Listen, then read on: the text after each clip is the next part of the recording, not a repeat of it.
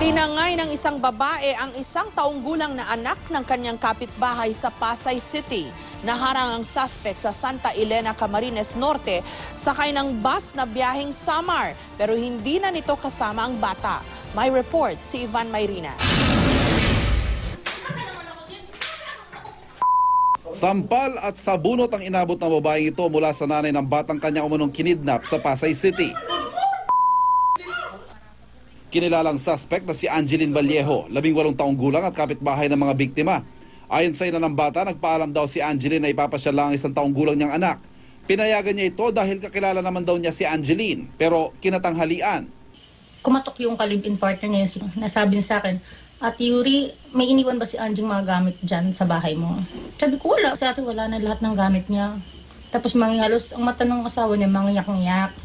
Nagpanik na ako. Nakuna ng CCTV si Angeline na karga ang bata habang nakapila para bumili ng ticket sa DLTV bus station sa Pasay. May kausap na isa pang babae si Angeline. Pagkabili ng ticket, umupo muna ang 2 babae. Maya-maya pa, makikitang sumakay na ng bus si Angeline pero hindi nakasama ang bata. Natimbrihan ng Highway Patrol Group ang kumpanya ng bus sa sinakyan ni Angeline. Ipinahinto ang bus sa pinakamalapit na police station sa Camarines Norte.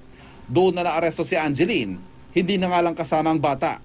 Pero may pinagpasahan ka doon sa bata. Kasi mo kinuha sa akin. Sinong kumuha doon sa Hindi ko bata? kilala. Pagpakilala niya sa akin, Ben. Eh bakit mo binigay yung bata? Kasi ang sabi niya sa akin, pinapakuha na ng ina. Hinahanap na ngayon ang bata at ang umano'y pinagpasahan sa kanya ng suspect. Si Angeline naman, naharap sa kasong kidnapping. Ivan Mayrina, GMA News.